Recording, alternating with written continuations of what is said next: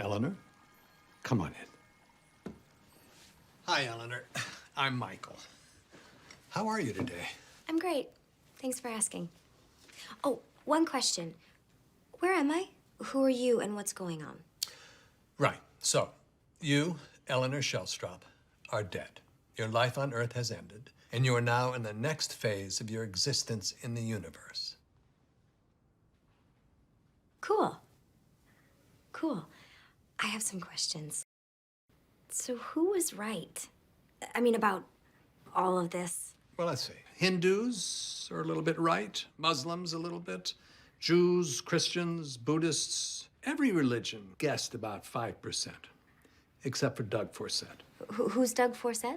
Well, Doug was a stoner kid who lived in Calgary during the 1970s. One night he got really high on mushrooms, and his best friend Randy said, "Hey, what do you think happens after we die?" And Doug just launched into this long monologue where he got like 92% correct. I mean, we couldn't believe what we were hearing. That's him, actually, right up there. He's pretty famous around here. I'm very lucky to have that. So, maybe my biggest question. Is this... Or... Well, it's not the heaven or hell idea that you were raised on. But generally speaking, in the afterlife, there's a good place and there's a bad place. You're in the good place. You're okay, Eleanor. You're in the good place. Well, that's good. Sure is. Okay, let's take a walk, shall we? Oh, did I have a purse? No, I'm dead. Right. Right. Okay. All right, let's close in prayer. You got that. Thank you, Amy. Thank you.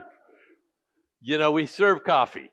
So if you need to wake up, you can just go get that. I won't be offended at all. So what's heaven like?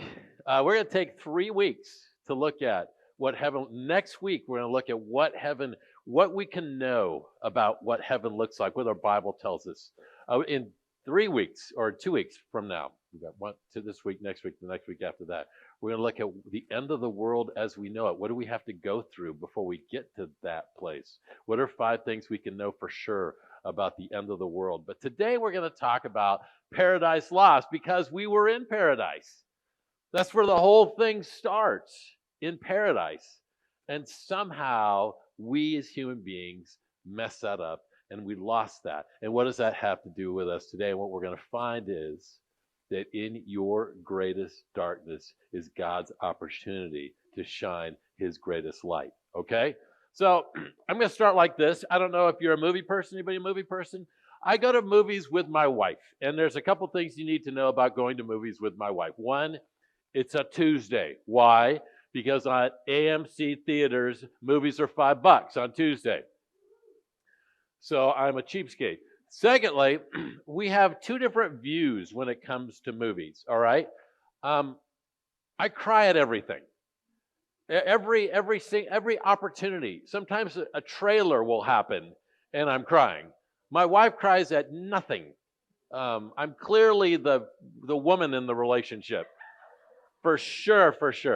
Because, like we'll watch Old Yeller and I'm crying and she goes, well, it looks like they need to pick out a new dog. It's like, okay. We can have this happen. We'll walk out of a movie and I'm drying my tears and I look over at my wife and say, what do you think? And she said, that was the stupidest movie I've ever seen.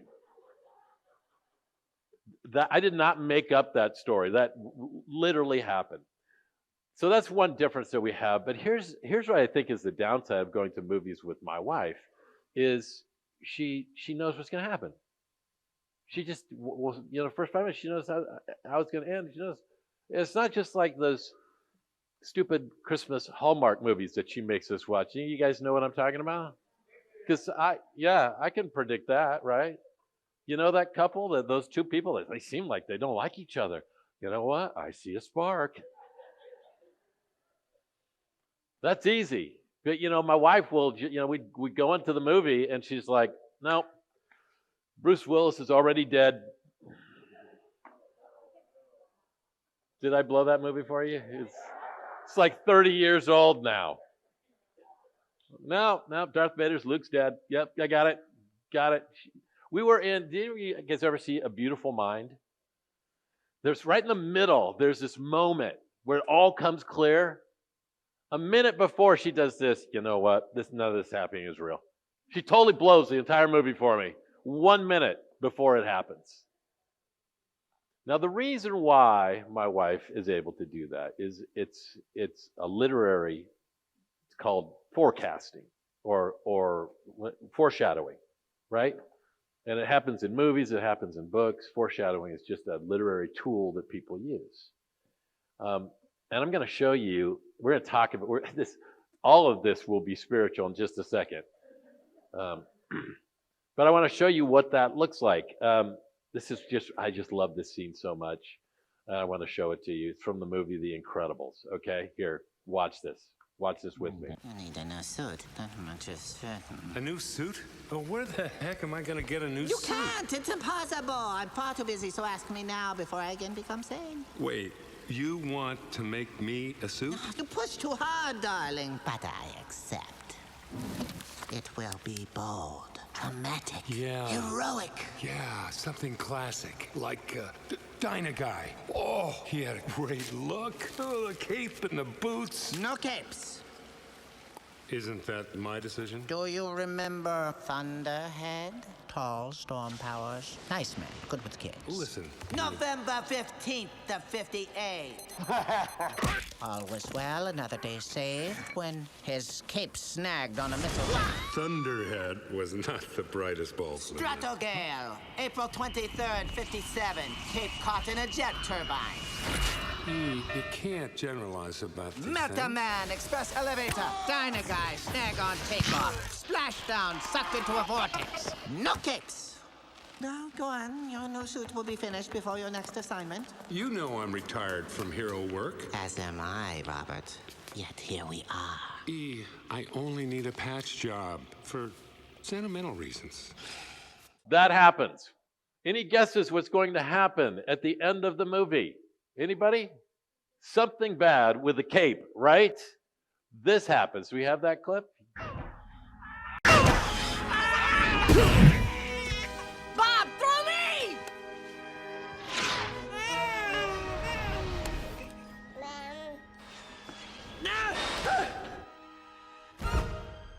This isn't the end of it! I will get your son eventually! I'll get your son!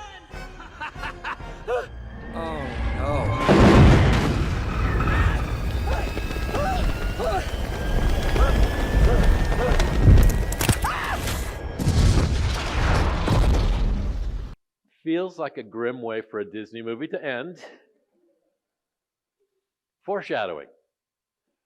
If I were to ask you, where am I going to find in the Bible? Tell me where to open up to find information about Jesus. 99 out of 100 people will tell me. New Testament. No question. Go to the New Testament. Do you know that our entire Old Testament has one purpose? It is to point to this one man. It is foreshadowing about this one situation in which this man, Jesus Christ, is going to come down to earth and he's going to enter our darkness and he's going to bring light. That's the story. And we pick it up at the beginning. Colossians says this about Jesus. The Son is the image of the invisible God, the firstborn over all creation. For in him all things were created, things in heaven and on earth, visible, invisible, thrones or powers or rulers or authorities, all things have been created through him and for him. He's before all things, and in him all things hold together, and he is the head of the body, the church. He is the beginning and the firstborn from among the dead, so that in everything he might have supremacy. Heaven and earth, beginning and end, all point to this one person. And in this one person is the image of what heaven is going to be like. You know, 72% of all Americans believe in heaven. That's a reality. C.S. Lewis put it like this: the fact that our heart yearns for something earth can't supply is proof that heaven must be our home. So I want to look at the very beginning of the story. And I'm going to look at it in two ways, right here at the beginning. I'm going to look at the beginning of the story in the Old Testament and the beginning of the story in the New Testament. I'm going to read two passages, and I want you to see if you can find any similarities, okay? And these all point to heaven, all right? There's a purpose to all of this. First off, we're going to start in Genesis. In the beginning, God created the heavens and the earth. Now the earth was formless and empty. Darkness was over the surface of the deep. And the Spirit of God was hovering over the waters, and God said, "Let there be light." And there was light. And God saw that light was good, and he separated the light from the darkness. God called the light day, and the darkness he called night, and there was evening, and there was morning the first day. The earth was formless, empty, dark. What does God bring? Light. Okay, we have another glimpse of this in John chapter 1, verse 1. In the beginning was the Word. The Word is Jesus, by the way. In the beginning was the Word, and the Word was with God. The Word was God. He was with God in the beginning. Through him, all things were made. Okay, so creation is tied up in Jesus. Without him, nothing was made. In him was life, and that life was the light of all mankind. The light shines in the darkness, and the darkness has not overcome. This is the theme of the book. It was dark, and then comes light. That's what it's all about. In your greatest darkness, God shines his greatest light. Now again, this is a literary truth. This is in every book. In fact, the most overused statement in all books is this: "It was a dark and stormy night." But that's what all movies are like, right? There's a dark part and then light comes in. That's what it makes a good movie. The evil empire is rising. We need the Jedi. Andy Dufresne is wrongfully accused. Woody needs to find Andy. It's raining.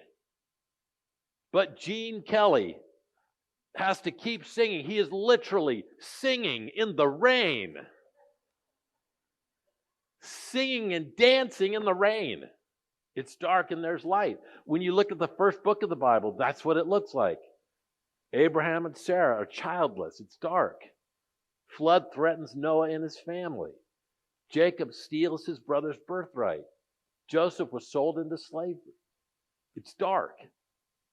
Look, this is the theme of our lives, right? It was dark. We were far from God. We were doing our own thing. We had messed up our whole life. And God's light shone into our life. How many people lived that life? How many people? That was you, right? There was darkness, and God shone in your deepest darkness, gave the opportunity for God to shine his light into your life. I still remember that day. I was 14 years old, wildly nerdy, okay? World-class nerdy. I had literally very, very few friends. I was one of the shyest people you'd ever met. And it's hard to believe, right? I'm obnoxiously extroverted now. But there I was, and I was at a concert that I didn't like, and the guy was preaching a message that didn't resonate with me. But God called my name. And I was the kid that, like, I'd been going to church, and I prayed that prayer so many times, right? I was out in the right field playing baseball, and I prayed that, "God, come into my heart." And that day when I walked forward, I could just feel God calling my name. And I woke up the next morning, and he was still with me. And I knew he was real, and I knew he was going to use me. Don't you think it's ironic that God chose somebody who literally had zero friends and couldn't speak in front of anybody to stand up on stages in so many places? It was dark, and God shined his light into my life. I'm guessing there are probably some of you right now who maybe you've never made that decision and you're wanting God's light to shine into your life. We'll talk about that in a little bit. So I want to get back to the beginning. This morning we're looking at paradise and how paradise was lost and what we can learn from that. And really, again, it's the story of how God shines light into our darkness. So if you look at Genesis chapter 2, I love this moment. It says this, "Now the Lord God had formed out of the ground all the wild animals and the birds in the sky." Anybody like animals? Love animals. He brought them to the man to see that what he would name them. And whatever the man called them, each living creature, that was its name. So the man gave names to all the livestock, the birds in the sky, and all the wild animals. God, how great does this sound? Right? God is literally bringing animals to you. You're just standing there, and each animal comes, and you get to name it. And for the most part, Adam did a pretty good job, I think. Right? There's some notable exceptions. Do you know that there's a fish called the spiny lumpsucker? There is also a pleasing fungus beetle. There's a pink fair armadillo. That sounds cute. Here's one that doesn't sound as cute. There's a satanic leaf-tailed gecko. Okay, tell me if you can figure out two characteristics of this creature. The screaming hairy armadillo. What are two characteristics you know about the screaming hairy armadillo? I have a friend who was a comedian. He used to make this joke. Out of all the things in the world that can fly, how did fly get the name fly? We're obviously just having fun. I don't know if Adam named any of those animals these things, but can you imagine being in that moment where you're in paradise and the animals are coming up to you one at a time? Now, we really can't relate to that, right? The only animals that willingly come up to us and approach us are our dogs. And quite honestly, they're idiots, right? Here, and maybe that sounds mean, but let me explain. So I had a basset hound, and I took him to have him neutered. And when I picked him up, he was so happy to see me after I had that. He had no idea what I had just done to his life. So happy. In paradise, this is what it looked like. Animals would approach. Now they don't. Every animal flees from us. Coyotes flee from us. You get too close to a bird, it flies off. Deer get anywhere near. I love seeing deer. And so I try to get as close as I can. As soon as they notice me, they run off. It's like they've all seen Bambi, right? They all saw the movie. Like they know what happens. Uh-oh, this guy's going to kill me. He's going to set everything on fire. This gives us an idea of what paradise was. It gives us an idea of what paradise will be. Isaiah 11:6 says this, "The wolf will live with the lamb. The leopard will lie down with the goat, the calf, and the lion, and the yearling together, and a little child will lead them." That's pretty cool. We love that. That's why y'all watch Tiger King. Okay, jump to the next set of verses in Genesis. "Now the serpent was more crafty than any of the wild animals the Lord had made. He said to the woman, 'Did God really say you must not eat from any tree in the garden?' The woman said to the serpent, 'We may eat fruit from the trees in the garden. But God did say you must not eat fruit from the tree that is in the middle of the garden. You must not touch it or you will die.' 'You will certainly not die,' the serpent said, 'for God knows that when you eat from it, your eyes will be opened. You will be like God, knowing good and evil.'" Okay, quick point. God did not make the servant to be evil. This is just the form that Satan took. And this moment brings a lot of questions. I don't know if you've ever considered this. But do you ever wonder, like what if they didn't eat? Right? Does that ever cross your mind? Or have you ever thought, what would have happened if they didn't eat the fruit, right? Or would we not die? Here's a bigger question. Why did God put it in the middle of the garden anyway? Right? If it's so bad, why did God not, why did he even put it there? Okay, let me help you understand something. There is no such thing as true love without choice. Let me put you in two scenarios. In which scenario will there be the most love? A wedding ceremony with a couple that met in college and across a crowded biology lab, their eyes locked on, and they went to their first date at McDonald's and they had ice cream together, and they learned that they both liked dancing and video games, and they just fell in love. That scenario? Or here are two people that their parents arranged their marriage, and on the wedding day they meet. Now, which scenario is their love? Now, the couple that had an arrangement, they might learn to love each other, but there's not love in that moment. There's no love without choice. We have to be able to choose. And with our relationship with God, He wants us to be able to choose. You can have to choose God or not God.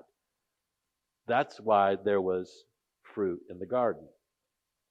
Now you think, well, why did, what would have happened if we wouldn't have eaten it? Well, I'm not sure that's really the point. These two people are representative of us. Adam means humanity. Eve means life. These two people represent us. My wife used to teach junior high Bible, and she was teaching this principle here about Adam and Eve, and this kid named Jeremy raised his hand. He said, Miss Hawkins, I got to be honest with you. If Adam and Eve didn't eat the fruit, I would have. And that's the reality. Okay, so let's talk about this a little bit more. We'll get a little deeper into this. What was the sin? Fruit eating? Is that the sin? Was the sin God said, don't do this, and so they did it, so that was the sin? Here's the sin. The devil put it like this: you will be like God, knowing good and evil. So, rather than God being the one who decides what's right and wrong, you're the one who decides what's right and wrong. That's the first sin. That's the biggest sin. That's our biggest sin. And today, this is what it sounds like. You know what?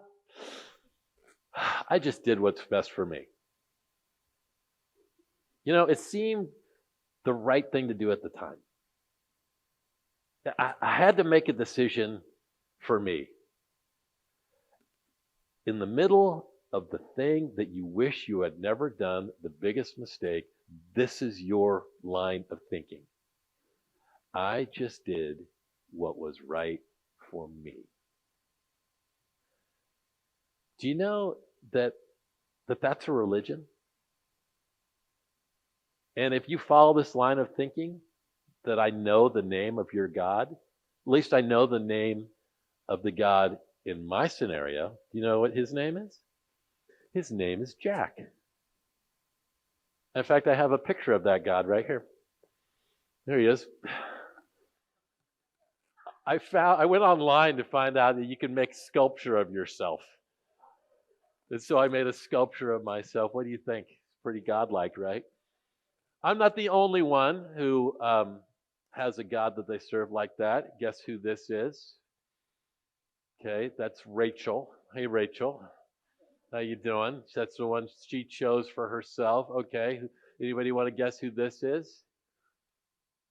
That's Serena. That's the goddess Serena. Okay, this one may be a little bit easier. There's Brent. I don't know why God would have that big a mole. Okay, we have one more. That's Jill. Hey, Jill. How you doing? All right. I know she's pretty, huh?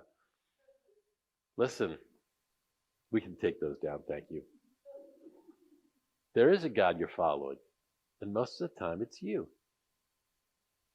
And you just decide, instead of God knowing what's best, I know what's best. I just do what's right for me. And there are parts of the Bible you love, and there are parts of the Bible you go, you know what? I think I know better. This is outdated. I'm not going to do this. And every time you make those decisions, it leads you to the worst decisions of your life. It leads you to not thriving the way you're supposed to thrive. And that's what original sin was. Now look at one of the consequences of that sin. Genesis 3, verse 10. He answered, I heard you in the garden, and I was afraid because I was naked, so I hid. And he said, who told you that you were naked? Have you eaten from the tree that I commanded you not to eat? What was their first instinct after they made that mistake? Hide. That's what we do. We want to hide. We're ashamed. We take that very bad thing and we put it way down deep so nobody can see it. And I want you to notice the consequence.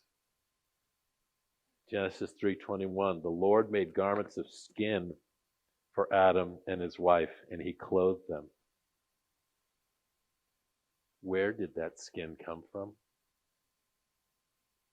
It came from one of the animals that Adam had just named. This cow, this sheep that had wandered up to Adam. He scratched it behind its ear. He gave it a name. That animal lost its life. If you look to the whole Old Testament, you see that there's animal sacrifice. Why is that? That's so weird, right? Because there needs to be a blood sacrifice for our sin. Why don't we do it anymore? Because Jesus became the ultimate blood sacrifice for you and me. Because in our deepest, darkest moment, when you did that thing that you wish you had never done, when you hurt that person, when you broke that heart, when you got locked in that addiction, God shined his brightest light to save you.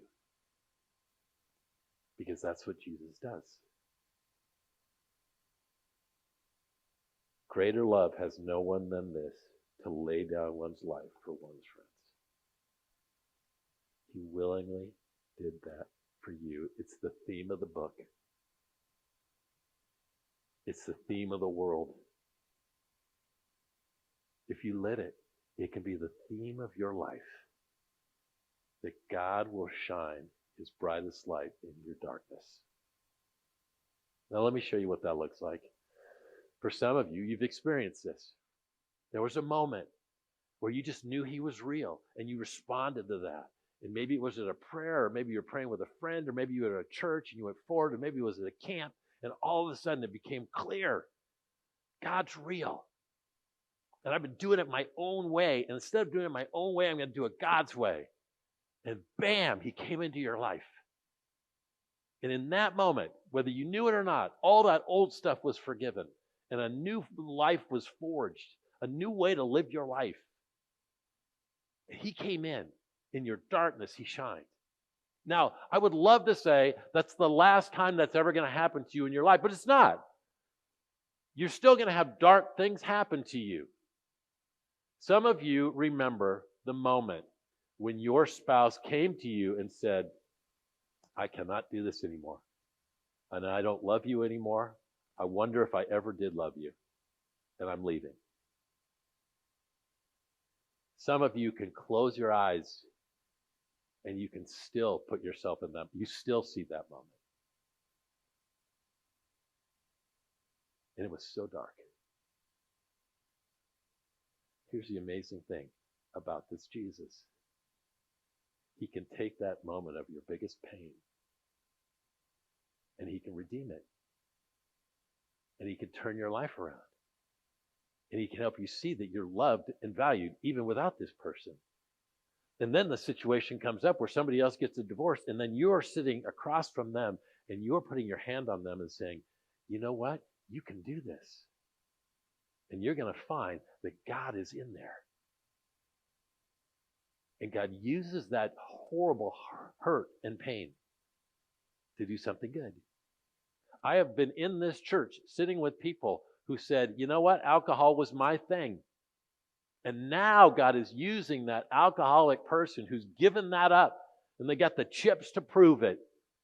And they're using that person to help out the next person. And this horrible, difficult thing brought this great beam of light and their biggest purpose in that moment. Or maybe you're a high school student and you struggle and you've been made fun of and mocked. When you let God come into that light, then you become the person that cares for the other person that's being mocked. And your purpose comes out. Because that's the whole purpose of this story, is God shines his light into your darkest moment. It's what happened in the beginning. When Jesus came, and it can happen in your heart.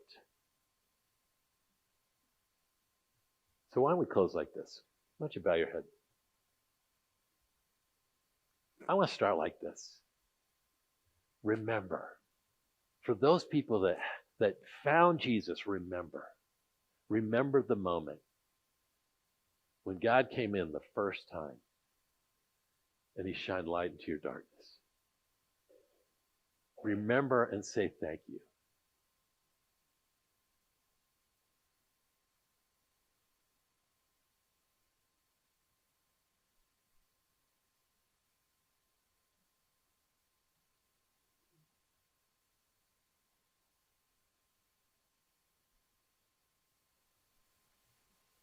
Now I want to say this to you.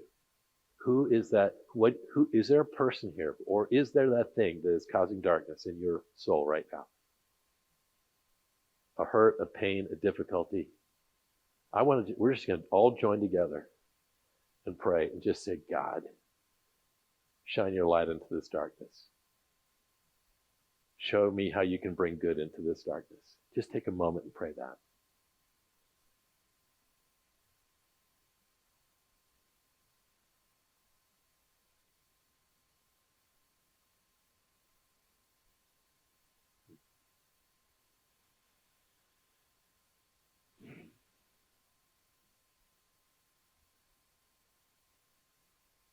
Lord God, I pray for all of my friends in those dark moments that they just shared.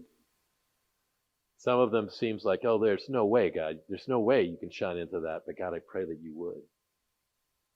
And that they would see you, that you are walking along with them. And you may not take them out of it, but you will assuredly walk through them with that and grow them in ways that they never would have grown before.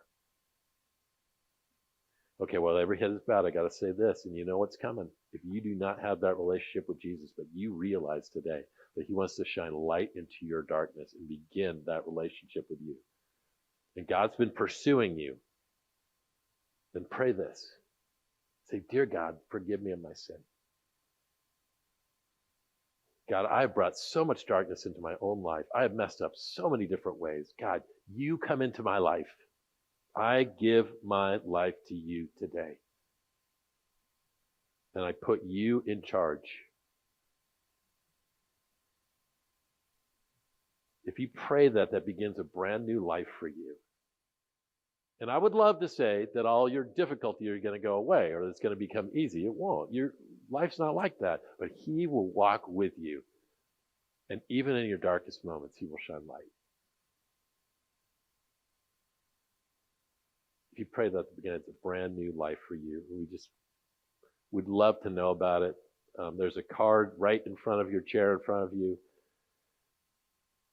that, it's a first-time decision card. Take that, fill it out, put it in the box and back. We'd love to help you on that journey. Lord Jesus, I pray. Thank you so much that even when it's dark, that you can shine into our lives. And I pray that my friends would see that today. In your name we pray. Amen.